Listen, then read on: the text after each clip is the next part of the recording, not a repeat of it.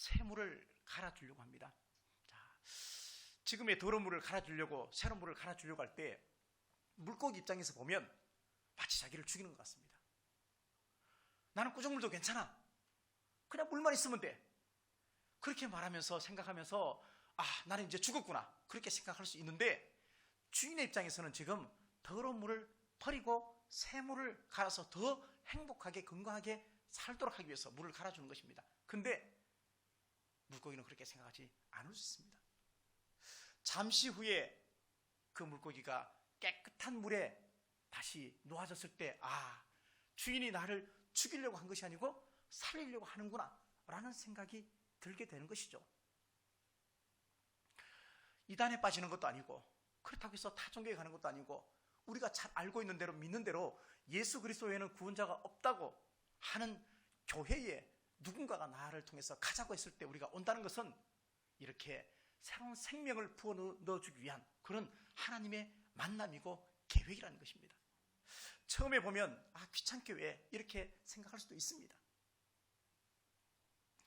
고통의 시간, 오해의 시간, 길게 느껴지지만 짧은 이 시간이 지난 이후에 물고기는 드디어 새 생명을, 더 좋은 환경에 깨끗한 물을 공급받았다는 사실을 알게 된다는 이야기입니다. 결국 나를 죽이기 위한 것이 아니고 나를 살리기 위해서 그렇게 했구나 하는 것을 깨닫게 된다는 것입니다. 여러분은 세상이 하나님에 의해서 창조되었다는 것을 믿으십니까? 여러분은 정말로 하나님이 이 땅을 창조하셨다 믿으십니까? 이것 믿는 것부터 우리 신앙은 출발을 시작합니다. 창세기 1장 1절입니다.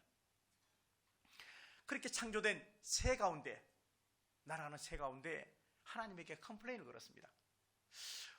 왜 우리는 다리가 2개고 새가 다리가 2개잖아요. 2개고 저 동물들은 다리가 왜 4개냐? 그렇게 말하면서 하나님에게 불평을 말했습니다.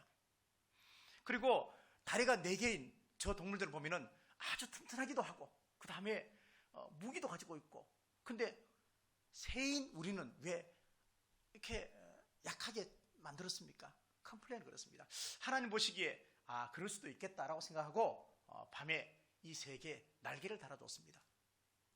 아침에 타고 나 보니까 자기 뒤에 이렇게 날개가 있는 거예요. 한쪽에서는 불평을 얘기합니다. 아니, 내 다리도 새 다리인데 어떻게 날개를 달아서 무겁게 어떻게 내가 걸어다니면서 살라고, 그렇게 말하면서 그것도 앞에 다니고 왜 뒤에다 달아놨어? 이렇게 새가 원망을 하는 것이죠. 근데 한쪽에서는 이게 뭐지?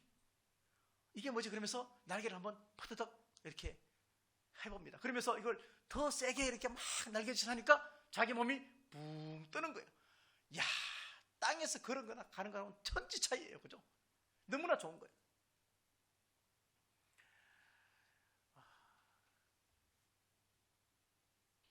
독수리는 그래서 날개를 퍼덕이면서 날개를 사용해서 날아다니고, 닭과 우리는 불평해서 날개가 있지만 날지 못하고 사람에게 잡아먹힌다는 성경에도 없는 이야기. 성경에 없습니다. 우리가 살면서 어려움을 왜 겪지 않겠습니까? 다 힘이 듭니다. 고생 안 해본 사람이 누가 있습니까? 근데 우리가 분명히 생각해야 될 것은 신앙적으로 봤을 때 짐이 우리에게 날개가 될 수도 있습니다. 신앙 바깥에서 보면은 짐은 짐이에요. 일은 일이에요. 근데 신앙 안에 들어오면 일이 곧 일만은 아닙니다. 짐이 곧 짐만은 아닙니다. 바울은 그것을 통해서 나의 약함이 오히려 강함이 되었다, 그렇게 고백을 했습니다. 내가 나를 자랑하는 것이 아니고 하나님이 나를 자랑하도록 사시면 참 좋겠습니다.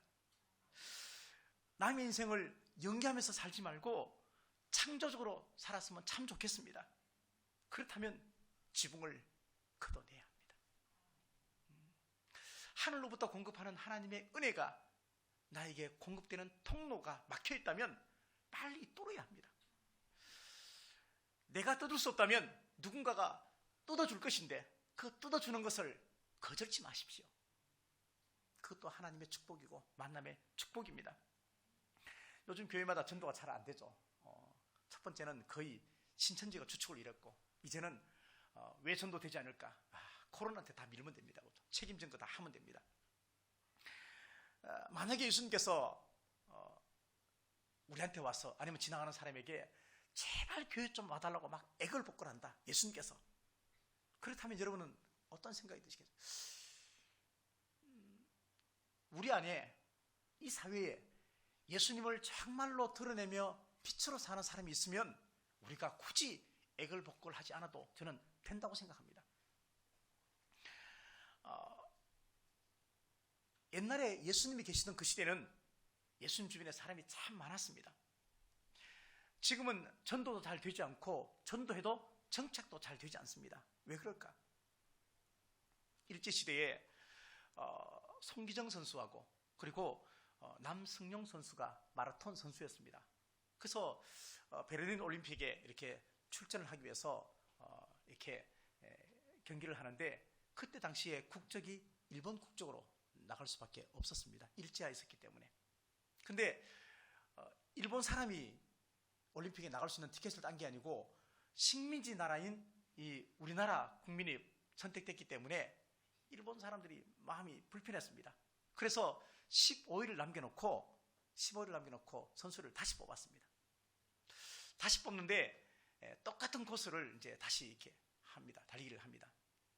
근데 이 송기정 선수하고 그리고 남승 선수가 열심히 달리다 보니까 뒤에 따르는 일본 선수가 안 보이는 거예요. 가만히 보니까 그 사람들은 지름길로 갔어요. 조작하기 위해서. 이 사실을 감지한 두 사람이 죽을 힘을 다해 다 달렸습니다. 그렇게 달려가지고 조작했지만 결국은 또 두 사람이 베를린 올림픽에 나갈 수 있는 티켓을 얻게 되었습니다. 물론 그때 송기정 선수는 금메달을, 그리고 남승 선수는 동메달을 땄습니다. 우리 인생이 참 평탄하고 그리고 아무 일 없이 그렇게 살았으면 참 좋겠지만 꽃길 인생은 아무도 없습니다. 중요한 것은 걸림돌이 있고 그리고 또 실패가 있고 고난이 우리 앞에 다가오는데 문제는 그것을 내가 어떻게 해석하느냐, 이게 달려 있습니다. 내가 어떤 마음을 가지고 그 문제를 바라보느냐 하는 것입니다. 다시 말하면 이것이 시험이냐, 이것이 유혹이냐, 이것이 미혹이냐, 아니면 이것이 하나님의 뜻이냐 아니냐, 이것을 알 수 있는 방법은 딱 한 가지밖에 없습니다. 하나님의 뜻이냐 아니냐, 시험이냐 미혹이냐, 결국은 같은 겁니다. 내가 그것을 하나님의 시험으로 보면 시험이 되어지는 것이고, 내 믿음이 그것이 하나님의 뜻으로 보면 하나님의 뜻이 되어지는 것입니다. 문제는 고난이나 환경이나 상황이 아니고 내가 그 문제를 어떻게 바라보느냐. 그래서 성경은 뭐라고 말합니까? 너의 믿음대로 될지어다, 그렇게 이야기합니다. 창세기에 보면은 아브라함이 하나님의 음성을 듣게 됩니다. 그렇죠? 자, 하나님의 음성을 들어보신 분이 계십니까? 언제 제가 설교할 때 하나님의 음성 듣는 법 계속해서 몇 주에 걸쳐 설교를 했습니다. 근데 아브라함이 하나님의 음성을 들었습니다. 그 음성을 듣고 난 이후에 음성을 들은 아브라함이 어떻게 믿음의 조상이 되었는지는 음성을 듣고 난 이후에, 예배를 드리고 난 이후에, 하나님의 성령의 감동을 받은 이후에 그 다음에 선택하는 아멘 다음이 더 중요하다는 얘기입니다. 이렇게 말씀합니다. 하나님이 내 아들 이삭을 번제물로 드리라, 이렇게 말합니다. 번제가 뭐냐면 동물이 있으면 그 동물의 각을 다 뜨고 그리고 동물의 원래 형체가 없도록 만들어서 불에 태워서 드리는 게 번제입니다. 근데 아들 이삭을 그렇게 바치라고 얘기하는 겁니다. 아브라함 마음속에 얼마나 갈등이 있었겠습니까? 이게 정말 하나님의 음성이 맞을까? 아마 심각하게 고민했을 것입니다. 하나님께서 이삭을 선물로 주었습니다. 사라가 아이를 낳지 못하는데 하나님께서 이삭을 선물로 줬는데, 근데 그 이삭을 하나님에게 바치라, 이러면 하나님이 일구이연하는 건 아닙니까? 아브라함은 다음날 아침에, 그 얘기를 듣고 다음날 아침에 일찍 이삭을 데리고, 총을 데리고, 그리고 길을 떠납니다. 아브라함이 아침 일찍 떠나는 그 모습 속에서 우리는 아브라함의 믿음의 결단을 보지만 또 한면에 아브라함의 약한 존재를 보게 됩니다. 왜? 아침 일찍 떠나지 않으면 자기 마음이 흔들릴 것 같기 때문에 일찍 떠나는 거예요. 아브라함은 자기가 자기를 알았습니다. 내가 지금까지 살면서 아내를 누이라고 속이기도 하고, 어떤 급한 문제가 내 앞에 다가왔을 때 인간적인 잔머리 가지고 문제를 해결하기도 하고 그렇게 살았는데, 이번 이 문제만큼은 내가 결코 하나님의 뜻을 따라가리라, 그런 마음을 가지고 다음날 아침에 일찍 길을 떠납니다. 그것은 아브라함이 자기 믿음이 흔들릴 것 같아서 자기가 자기 예방주사를 미리 놓는 것입니다. 아브라함은 자기를 알았습니다. 자기의 존재를 알았습니다. 아브라함이 아침 일찍 떠나면서 하나님 말씀은 진실입니다, 내가 다 이해되었습니다, 이거 그렇게 해야죠, 하나님 주셨으니까 바쳐야죠, 그런 믿음 가지고 떠난 것이 아닙니다. 아브라함은 하나님에게 상황이 이해되지 않고, 이게 뭡니까? 왜 그 당시에는 사람을 제물로 드리는 종교가 없었습니다. 이방신, 몰렉이나 그런 신에게만 사람을 바쳤는데, 하나님은 절대 그런 신이 아닌 걸 알고 있는데 왜 이렇게 했을까? 전혀 이해가 되지 않았지만, 그러나 내가 하나님을 무한 신뢰합니다, 이삭을 주신 하나님이 말씀하셨다면 내가 듣겠습니다, 그런 믿음을 가지고 아침 일찍 길을 떠났다는 얘기입니다.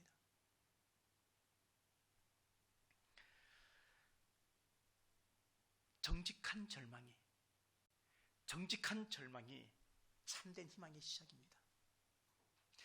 나는 정말로 아무것도 할 수 없구나, 나는 정말로 죄인이구나, 나는 정말로 아무것도 할 수 없는 무능한 존재이구나, 그것을 인식한 절대적인 절망이 소망의 시작입니다. 정직한 절망이 믿음이 될 때 기적이 나타나는 것입니다. 예수님 안에서 가지는 소망은, 믿음의 소망은 절망보다 훨씬 장수할 것입니다. 그래서 하나님의 상급은 내가 얼마나 많이 봉사했느냐, 내가 얼마나 많이 헌금했느냐, 내가 직분이 뭐냐, 이것 가지고 하나님은 절대 판단하지 않습니다. 너의 삶 속에 얼마나 주님을 드러냈느냐, 너가 얼마나 낮아지는 삶을 살았느냐, 내가 얼마나 겸손하게 살았느냐, 이것을 가지고 하나님은 판단하십니다. 미국의 어떤 부자가 죽었는데 유산을 남겼어요. 남겼는데 유산이 얼마냐면요, 엄청나게 많아가지고 강아지가 한 마리 있는데 강아지한테 1,560억을 남겼습니다. 이럴 때는 이렇게 놀라주는 게 예입니다, 그죠? 아멘은 마음속으로 하시고 1,560억을 남겼어요. 그리고 그 강아지를 키우는 사육사에게 1년에 5천만 원을. 그 아들에게는 유산을 얼마 남겼을까요? 그 아들에게는 정말로 강아지한테 1,560억을 남겼으니까 그 아들에게는 어마어마하게 해서 10억을 남겼습니다. 강아지한테는 1,560억, 강아지 키우는 사람의 사육한테는 매년 5천만 원, 그리고 아들에게는 10억을 남겼어요. 아들이 그 유산을 딱, 그 상속 그 내용을 딱 보고 이게 뭐냐, 그래서 법에다가 항소했어요. 이건 뭐가 잘못했다. 판사가 묻습니다. 아버지에게 얼마나 자주 찾아가셨습니까? 아무 말도 못하는 거예요. 그러면 찾아가지 못했으면 전화는 몇 번 하셨습니까? 아버지가 좋아하는 음식이 뭔지 아십니까? 이거는 내가 정말로 안 물어보고 싶은데 아버지 생일은 아십니까? 아들은 침묵밖에 할 수가 없었습니다. 근데 마음속에는 그래도 이건 아닙니다. 법이 공정하게 판단해 주십시오. 아버지의 피를 물려받은 내가 10억 받고 저 개 뭐가 1,560억을 받, 이거 말이 안 된다, 이렇게 법의 판단을 요구했습니다. 그러자 판사가 밑에 있는 주무관을 불러가지고 비디오 하나를 틀어줍니다. 그 비디오에는 그 아버지가 생전에 유언을 이미 작성해 놓았습니다. 강아지한테는 1,560억, 사육사에게는 5천만 원, 그리고 아들에게는 10억을 주는데 만약에 이것 가지고 법에 항소하면 아들한테는 1달러만 줘라, 이렇게 유언해놨습니다. 이거는 미국에 실제 있었던 일이에요.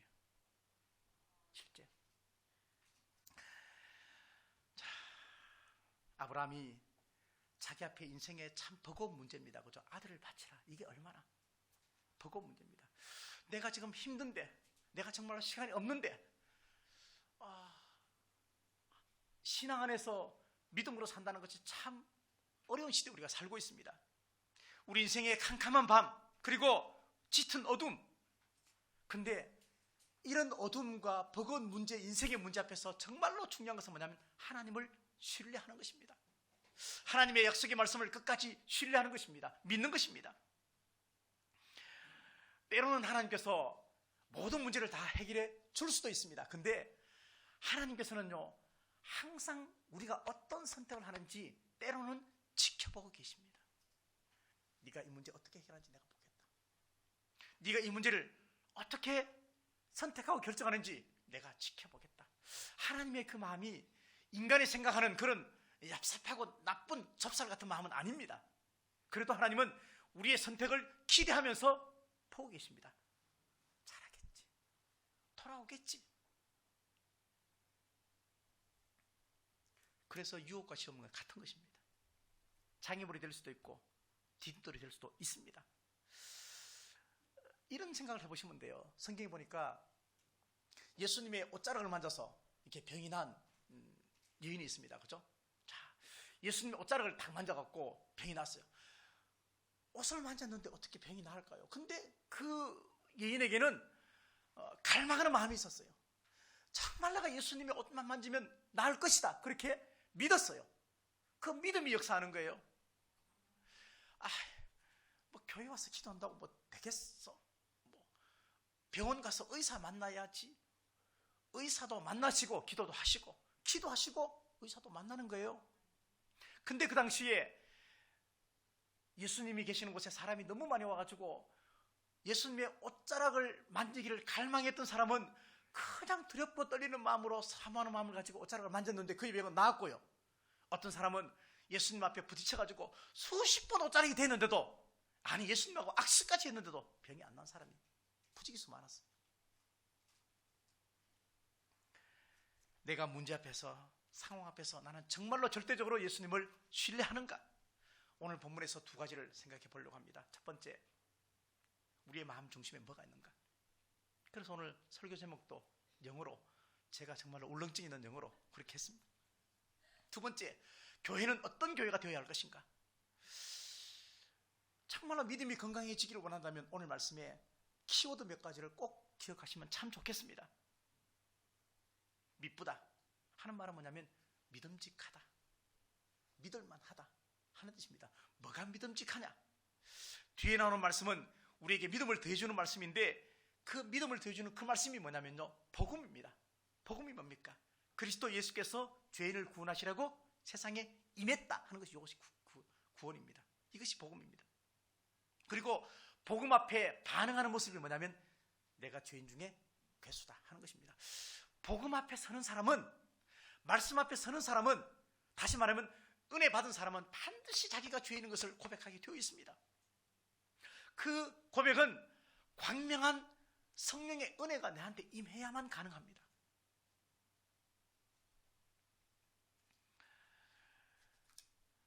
마가복음 2장 17절에서 예수께서 들으시고 그들에게 이르시되 건강한 자에게는 의사가 쓸데없고 병든 자에게라야 쓸데있다. 나는 의인을 부르는 것이 아니고 죄인을 부르러 왔다. 그렇게 말씀합니다. 누가복음 19장 10절에서 이렇게 말씀합니다. 인자에 온 것은 잃어버린 자를 찾아 구원하려 합니다.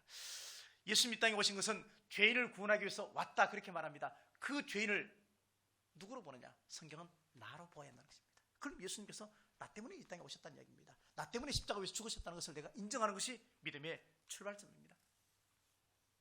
내가 죄인 중에 괴수다 하는 이 말은 뭐냐면 가장 선두주자다 이 말이에요.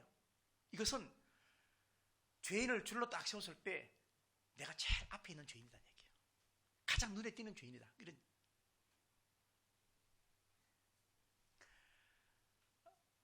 예수님이 많은 사람을 구원했는데 그 구원한 사람 중에서 나도 구원 받았지만 나는 가장 못난 사람이다, 제일 꼴찌 있는 사람이다, 이거예요. 내가 죄인 중에 괴수란 말은. 초신자를 상담하면 많은 얘기를 듣습니다. 많은 초신자가 이런 얘기를 많이 합니다. 교회 다니기 참 힘들어요. 교회 다니기 참 힘들어요. 교회 안에도 이상한 사람 참 많아요. 이런 이야기를 참 많이 듣습니다. 상식적으로 생각했던 것과 조금 다른 것 같다는 생각을 하게 되겠죠. 책 제목 가운데 나는 그냥 버스 기사입니다 하는 책 제목이 있어요. 전라도 쪽에 계시는 어떤 버스 기사가 직접 책을 쓴 건데 그분이 이렇게 고백했습니다. 나는 세상에서 가장 착한 기사였다가 때로는 가장 비열한 기사가 되기도 한다. 오전에는 선진국 버스 기사고, 오후에는 개발도상국 버스 기사고, 저녁 때쯤 되면 나는 후진국 버스 기사다. 이게 이제 점점 저녁 때까지 갈수록 자기 마음의 한계를 느낀다는 것이죠. 자기 마음의 한계. 처음에는 기분 좋게 아침에 차를 모는데 점점 자기가 지쳐간다는 이야기입니다. 왜 선글라스를 낄까? 왜 마스크를 쓸까? 하고 싶은 말이 이까지 와도 참으려고 마스크 쓰고, 선글라스, 때로는 자기 인생이 너무 불쌍해서 울고 싶은데 선글라스 끼고 있다. 이런 이야기를 책에다가 기록을 했더라고요. 교회를 바라볼 때 생각을 조금 바꾸면 좋겠습니다. 자, 교회는 영적인 병원이다.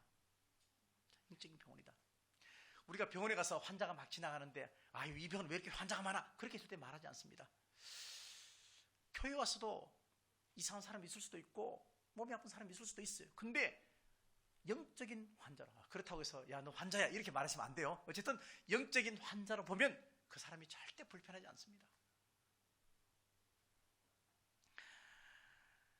따지고 보면요, 나도 엉망이고 너도 엉망인 거예요. 따지고 보면 우리 모두는 다 죄인인 거예요. 뭐 종이 한 장 차이도 안 돼요, 사실은. 어떤 교회가 될까? 어떤 교회가 되어야 할까?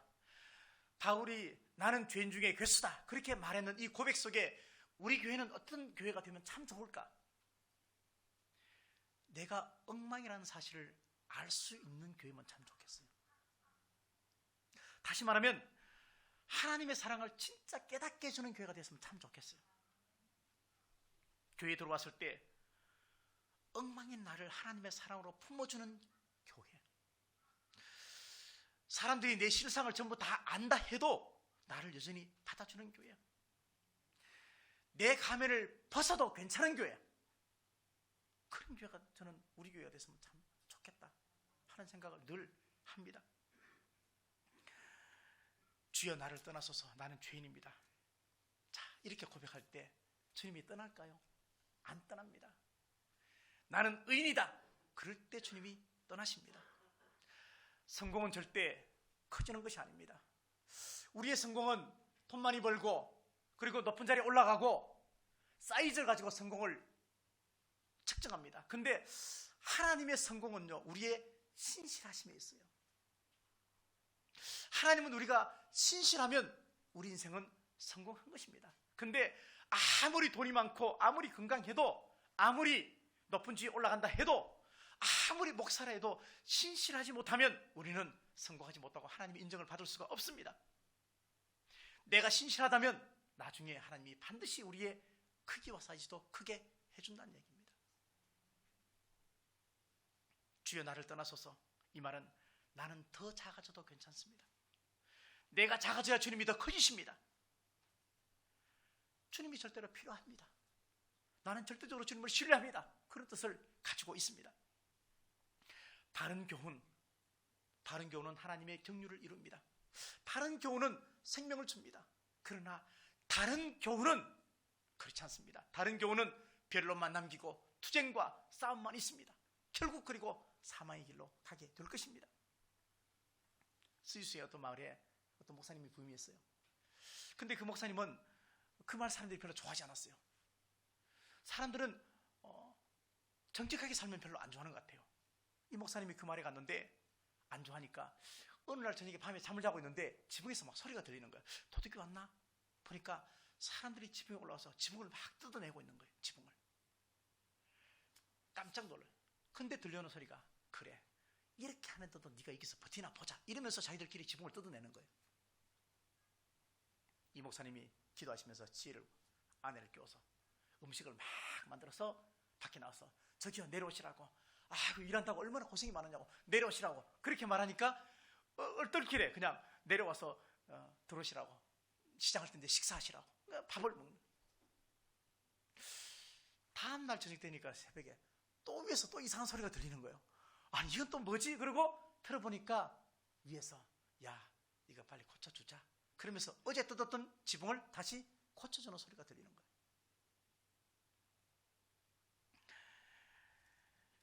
혹시 사진을 한 장 볼 텐데 이 사진을 한번 보십시오. 이 사진이 누군지는 모르실 거고. 자, 몇 살일까요? 그렇죠. 위에 보면 나오잖아요. 2살이에요, 그죠? 2살. 2살인데 하루에 담배를 40개 피를 피워요. 40개 피를. 이게 인터넷에 올라갔습니다. 인도의 수마트라 섬에 살고 있는 2살짜리 아이입니다. 18개월 때부터 담배를 피웠는데 아버지가 줬습니다. 아버지가. 전 세계 언론이 난리가 났습니다. 그래서 인도네시아에서 어떤 조직을 하나 구성해가지고 저 아이의 금연을 끊어야 되겠다. 그렇게 해서 금연을 끊는 프로젝트를 했습니다. 금방 담배를 끊으면 안 되니까 그냥 놀이, 그거 재밌는 걸 통해서 담배가 점점 끊어지도록 했습니다. 그래서 결국은 담배를 끊었죠. 담배를 끊고 나니까 이제는 살이 찌네요. 비만이 오는 거예요. 근데 그 비만을 극복했어요. 다음 사진 볼까요? 정말로 뚱뚱했는데 위에 사진 보면은 실제 2살 때는 옛날 사진이고 위에가 진짜 지금의 모습입니다. 왜 어떻게 비만을 극복했을까? 그 뭐냐면요, 담배를 끊어본 경험이 있으니까 그 다음에 장애물도 어떻게 하면 된다는 것을 아이가 인식하고 알게 되는 거예요. 한번 이긴 경험은 우리가 다시 한번 이길 수가 있습니다. 한번 넘어진 것은 또다시 넘어질 가능성도 분명히 있지만 한번 이긴 것은 또 이길 수 있는 가능성이 있습니다. 스위스 정부에서 국민들에게 매월 300만 원을 주자. 자, 한 달에 300만 원이에요.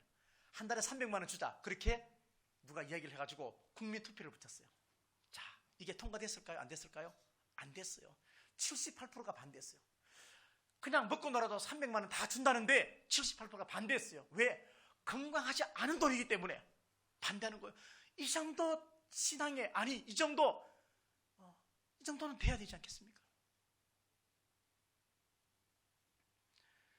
세상을 구원해주고 나를 구원해주고 우리 가족을 구원해주고 구원해줄 수 있는 사람은 오직 한 분 예수 그리스도밖에 없다고 성경은 주목해서 말하고 있습니다. 요한이 성전 미문에 앉아있을 때 나면서부터 안전뱅이 그 사람을 고쳐줄 때 돈 가지고 안 고쳐줬어요. 예수의 이름으로 고쳐줬어요. 바울이 감옥에서 실라와 함께 빌립보 감옥에 있을 때 그 간수가 문 열어준 거 아니에요. 성령께서, 예수님께서, 하나님께서 그 옥문을 열어주었습니다. 길과 진리와 생명은 예수 그리스도밖에 없습니다. 우리가 어떻게 행복하게 잘 살까? 어떻게 하면 정말 복되게 살까? 우리 인생은 길이 가지고 판단하는 거 아니에요. 길이가 아니고 무게예요. 내 삶의 중심에, 내 가슴에 무엇을 내가 담고 사느냐, 내가 어떤 가치관 때문에 살고 있느냐, 이것이 우리 인생의 행복이요 정말로 건강함이지 길게 오래 산다고 절대 복이 아니란 얘기예요. 오늘 같은 시대에 정말 우리는 힘겹게 살고 있습니다. 그렇지만 우리 인생의 태도가 정말로 잘못되면요, 삶의 결과는 불보듯 뻔합니다. 어떤 복을 받았느냐 중요하지 않습니다. 내가 받은 복을 어떻게 사용할 것인가가 더 중요하고, 그리고 하나님이 주신 나에게 주신 그 복은 결국 나한테 힘인데 그 힘을 내가 어떻게 잘 사용할 것이고 잘 흘려보낼 것인가, 이것이 훨씬 더 중요합니다. 어떤 목사님이 이렇게 고백했습니다. 어떤 장로님이 돌아가셨는데 갑자기 돌아가셨어요. 그 집에 갔는데 뭔가 이렇게 위로할 말을 해야 되는데 위로할 말이 없는 거예요. 왜? 인간적으로 생각하면 위로할 말이 정말 많은데 영적인 위로할 말이 없다는 거예요. 그 말은 영적으로 살지 않았기 때문에 그런 거예요.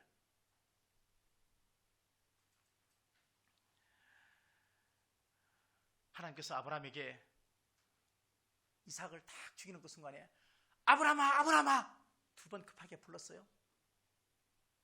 여러분 삶의 중심에, 여러분 가슴의 센터에 정말 예수 그리스도가 있다면, 신실하게 삶을 살아가는 믿음이 내 안에 정말로 있다면, 내 안에 정말로 예수 그리스도가 살아있다면, 내 안에 성령 하나님과 동행한다면 하나님이 여러분을 반드시 지켜줄 것입니다.